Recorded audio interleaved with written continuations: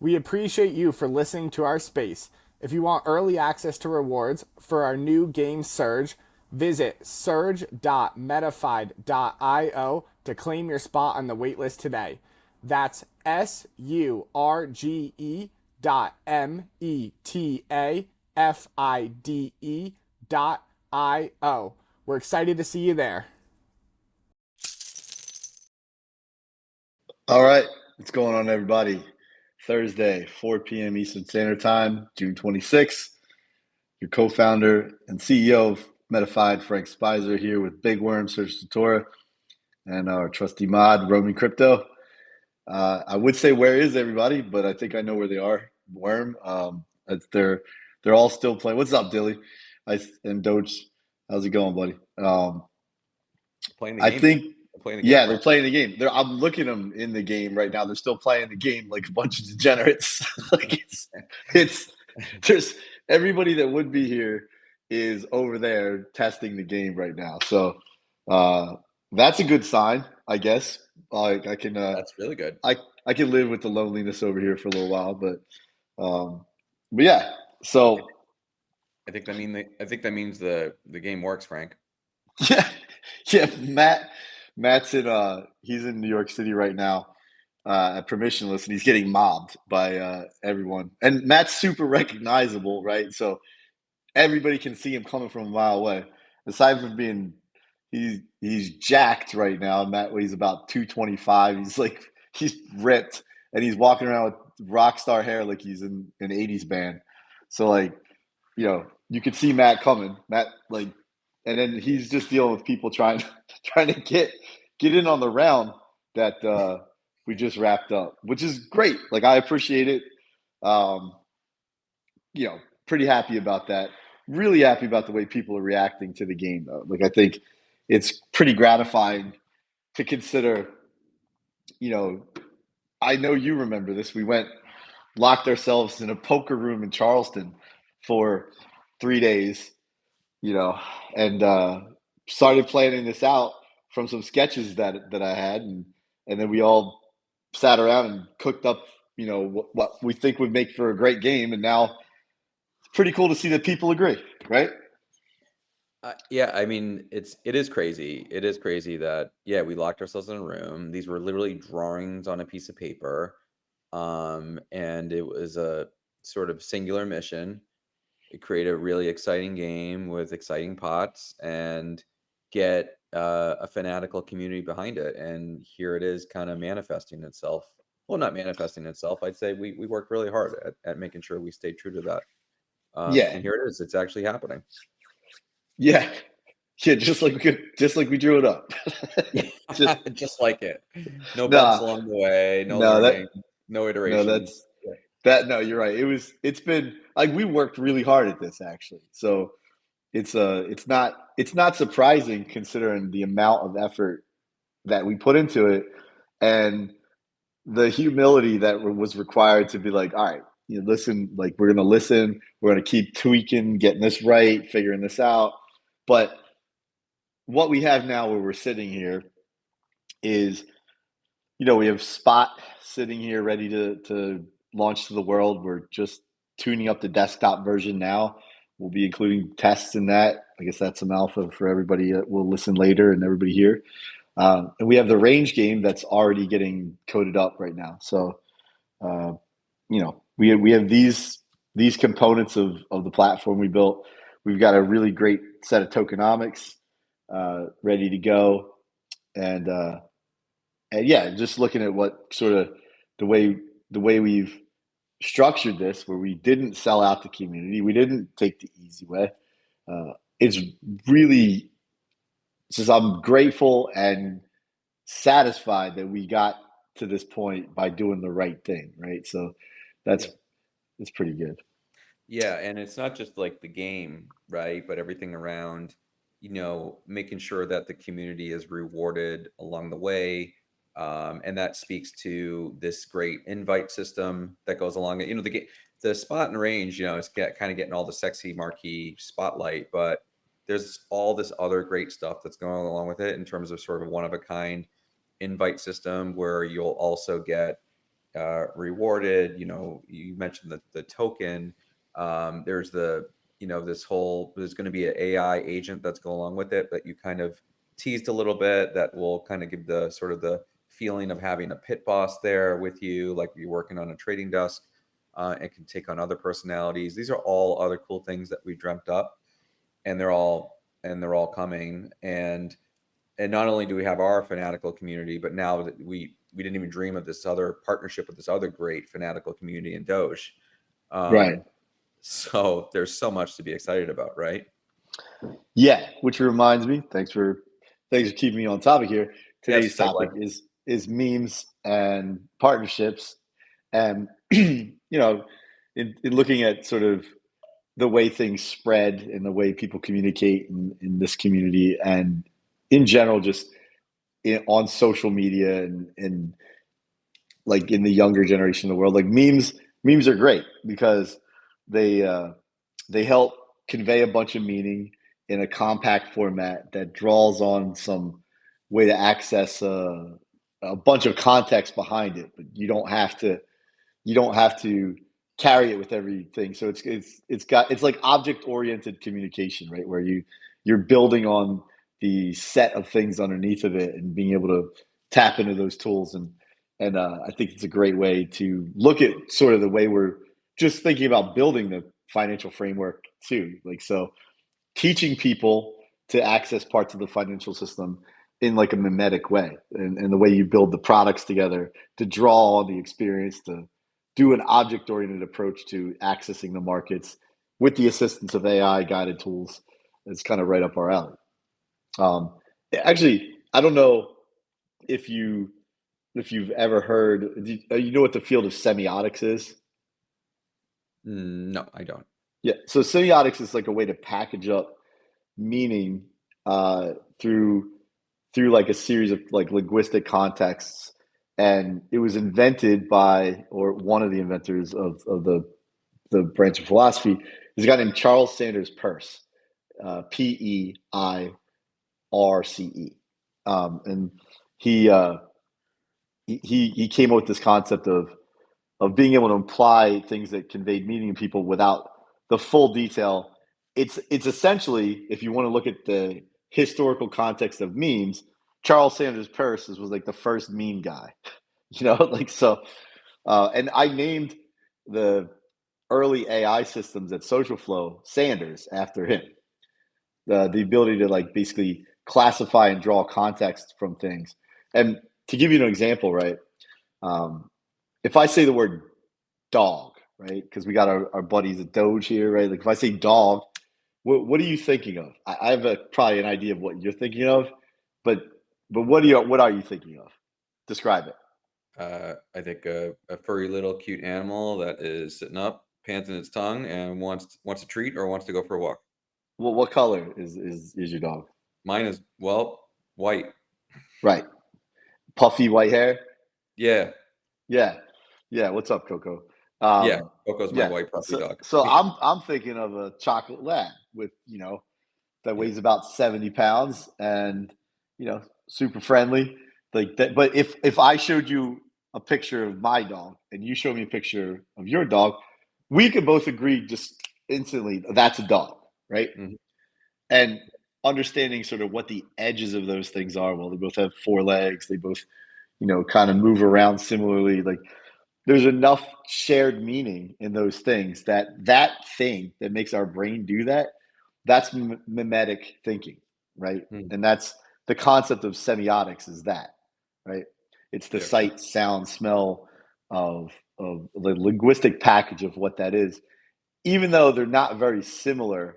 If you sat Coco next to Brown Dog, right, they'd be different enough, but we both thought those are both dogs, right?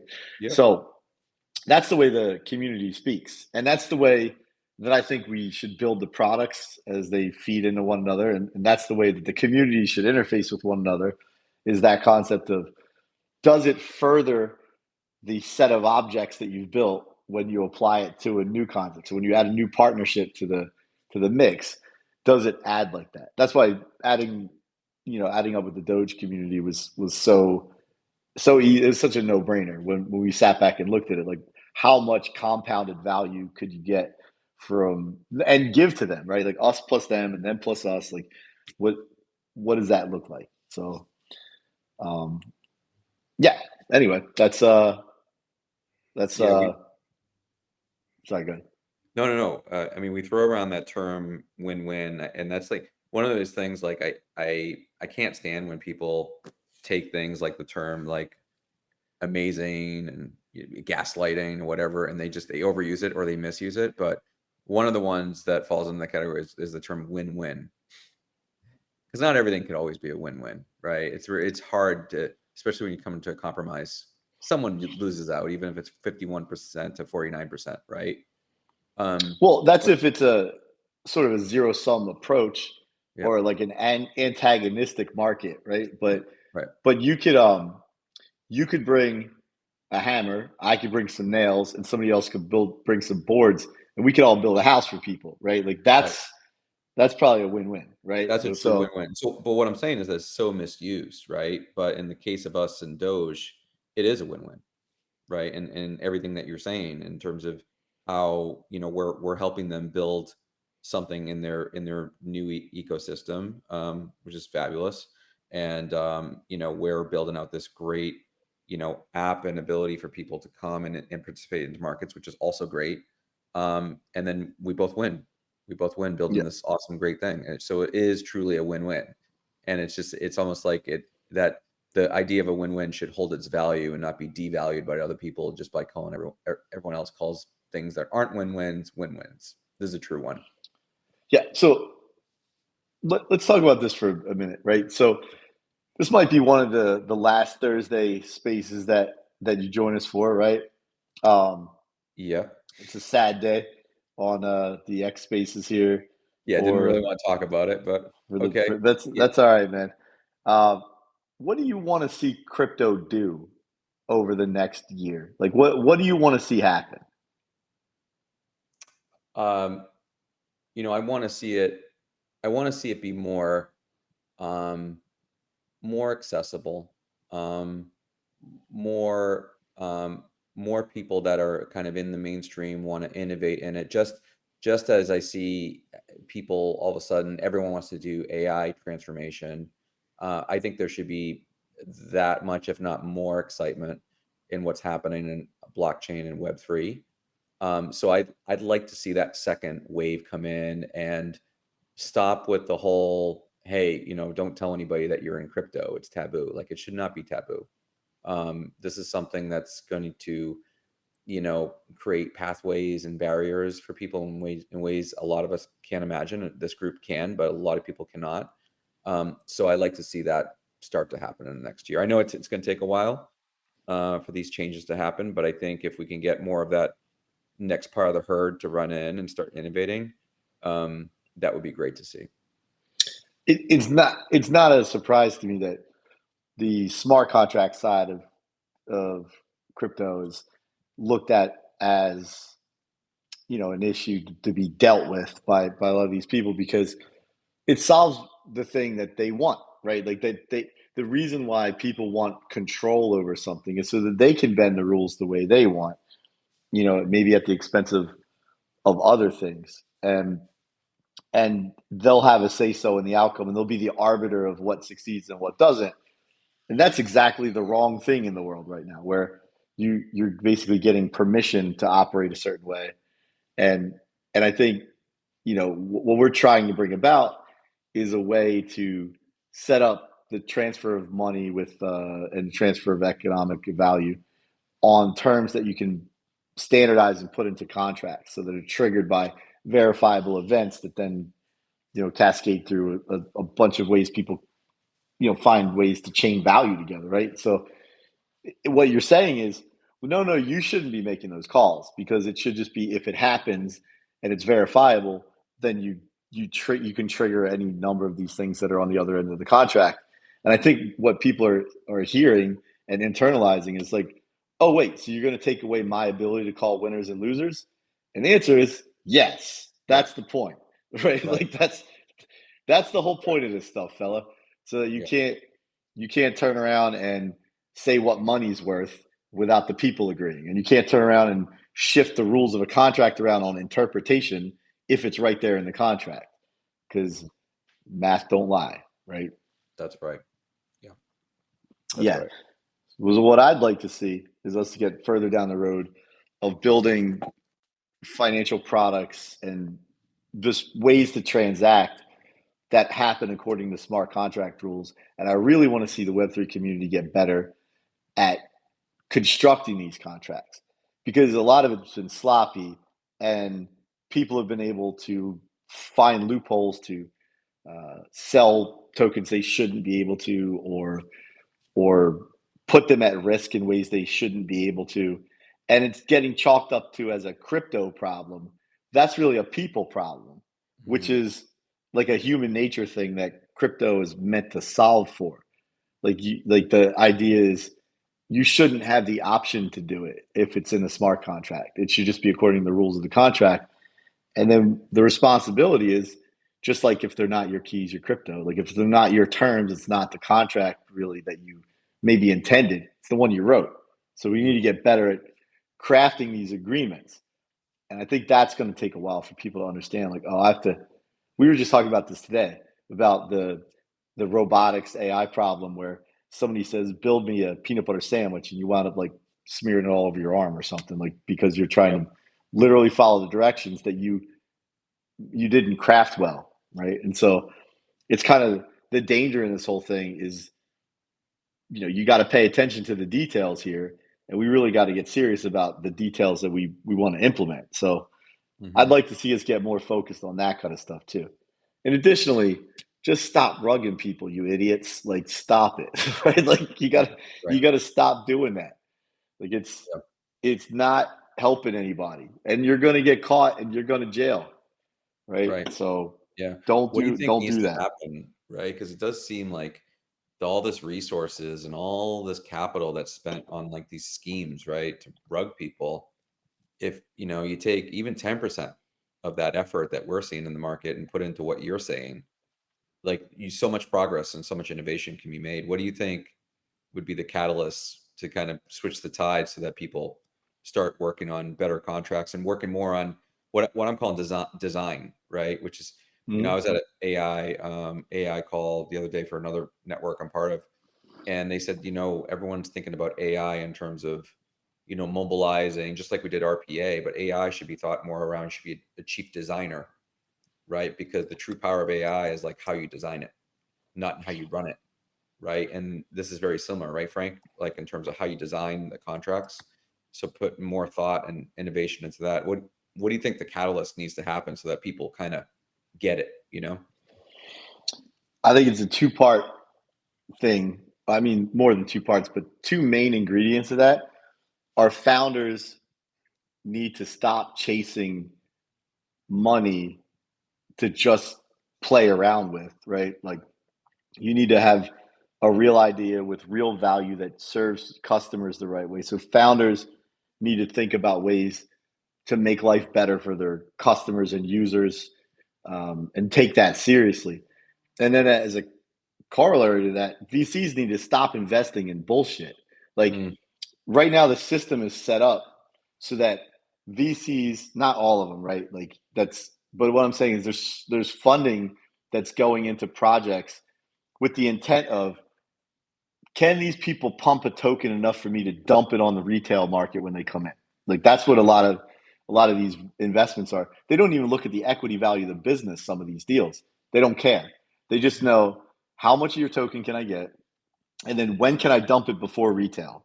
Like, and that's the way that that's not the way they're phrasing it, but that's what their contracts mean, right? And when you look at it, we said no to all that nonsense. So we were like, we said we're not going to do that, and we took the hard route. But it was, it would have killed most startups to go through what we went through, right? So, and I'm not just patting ourselves on the back like that, which we deserve, but it's not fair to put people through that if they're trying to do something that builds lasting value.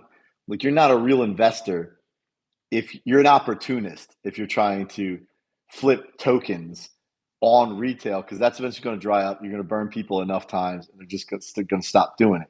Mm-hmm. And I think that needs to happen. That needs to stop. Founders need to get serious about solving problems, and VCs need to get serious about investing for lasting value and not investing in stupid projects.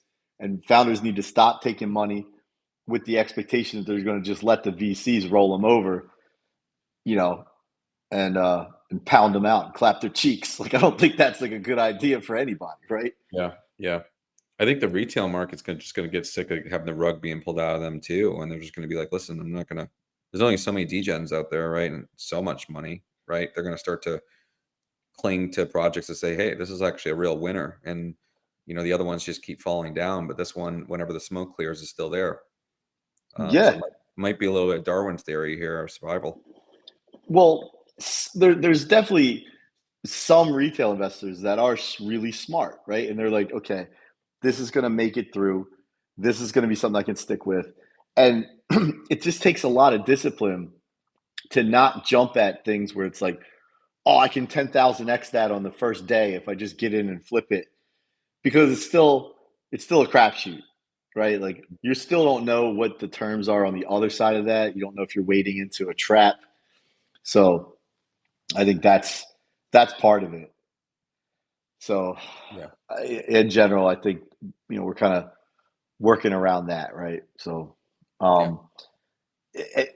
what do you think that that's what I think that needs to happen. What do you think? Anything else besides? I think you got it. I think you got us. For me, it's like, I always, coming from, so one of my previous lives, I think we talked about a couple of my previous lives on these calls, but one of them was NBC. And it was very interesting that one of the, I think it was Tom Brokaw. He used to be the anchor at Nightly News. He always said, like, if you want to know the heart of a story, follow the money. Mm-hmm. Think about it, right? You want to know what's causing something, follow the money. Conflict in the Middle East, just follow the money. See where the money's being thrown at. And when you think about kind of like what needs to happen here, I think it's the same thing. Kind of follow the money, and where's the money coming from? And you hit it on. Like, the VCs are funding the founders that are, doing things for quick rich, quick get rich quick schemes. Quick touch, get rich quick. Yeah, Yeah. yeah, tongue twisting myself. Yeah, you know what I'm trying to say. Yeah. And then the retail folks are losing their money, so it's like I think they're going to realize, like, hey, I'm tired of my money just flying out of my pocket. There's some better stuff out there where I can preserve my wealth and build my wealth. So those are the patterns that need to happen so that the right investment can get into the right vehicles and the right innovation can happen. Yeah, when you All the see money. the way that technology progresses, right? Like, like there's, depending on how much it's needed, it sort of makes its way out into the general public, gets adopted, then becomes better. In 1903, the Wright brothers flew a plane in Kitty Hawk, North Carolina, right? Mm-hmm. 11 years later, or yeah, 11 years later, they're dropping, chemicals on people in World War One from biplanes, right? Mm-hmm. Like, you go forward 30 years from there, and they're flying people, previously on hot air balloons, and now they're flying them in airplanes, like over the Atlantic Ocean, on something that used to take months to do, and then 20 years from there, they're blasting people into outer space. So, like, flight worked a certain way. Alexander Graham Bell makes telephone.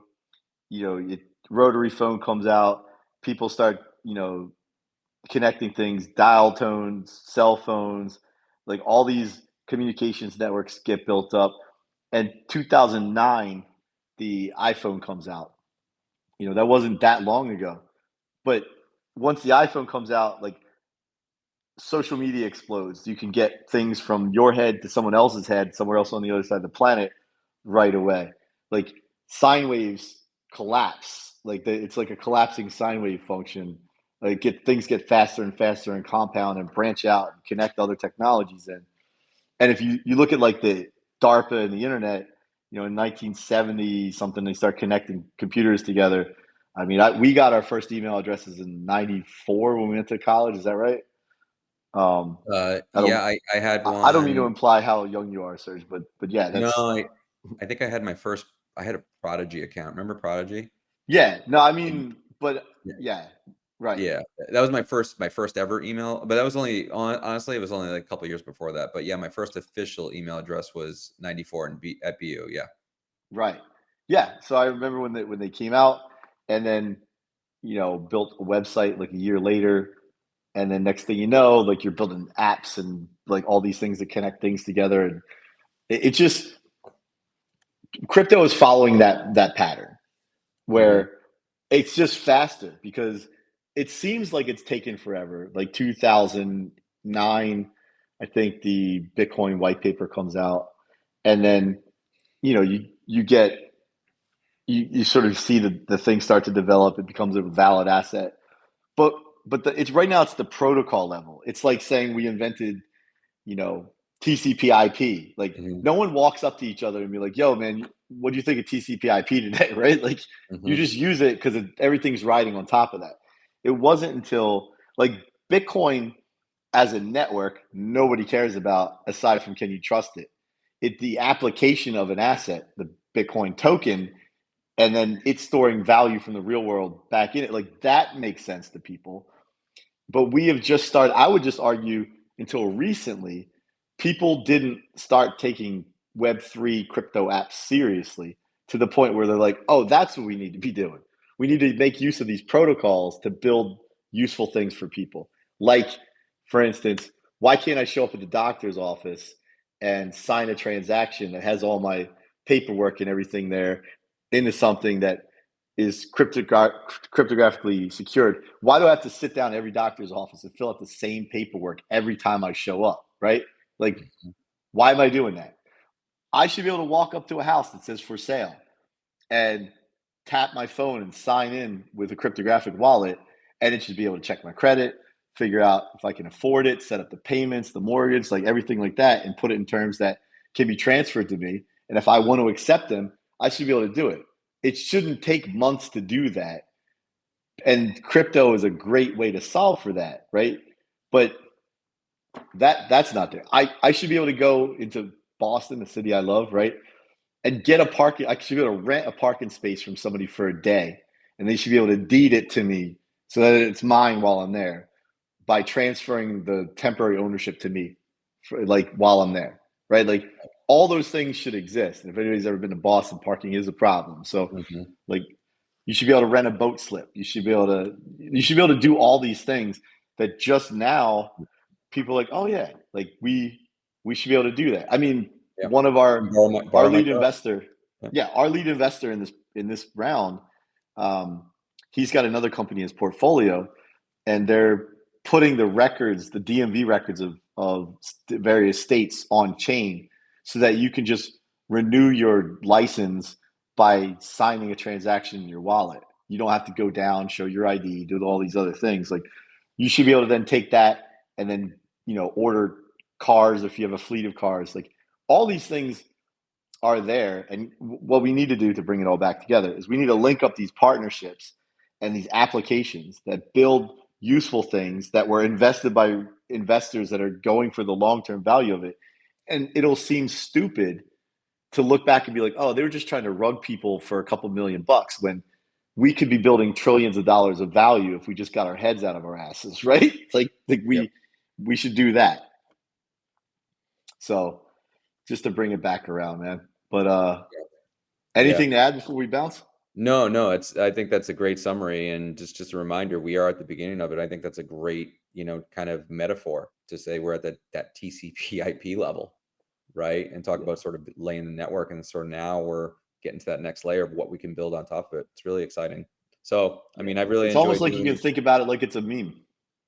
Yeah, Yeah. Anyway, what were you exactly. going to say? No, I just say it's been really fun doing these with you. Really, really fun to be part of this. I'm looking forward to moving my next chapter as I stay involved with Metafide, and also as I come back to these in the future. Yeah, brother. Well, we're gonna miss you. We know we're gonna get you back soon, Yep. and really can't thank you enough for what you've done with us, man. Like everybody's gonna miss you, bro. It's been the most fun of my career, and it's not a goodbye. It's a see you soon. All right, man. All right. Take it easy, and we'll see everybody next time. All right. Also, Bye. wait, before we go, discord.gg/5-token. Join. Go to surge.metafide.io to register for the wait list. And make sure you're on there because the early entrants are going to get rewards and some cool prizes. So make sure you're on those lists and you're in the Discord. Take care, everybody. Have a great weekend. See you next Tuesday. And I don't really mean it like that, but see you on Tuesday at 9:30 a.m. Eastern time. What he said. I didn't Bye, mean guys. that. I love everybody. All right. All right. Take care. Bye. We appreciate you for listening to our space. If you want early access to rewards for our new game Surge, visit surge.metafide.io to claim your spot on the waitlist today. That's surge.metafide.io. We're excited to see you there.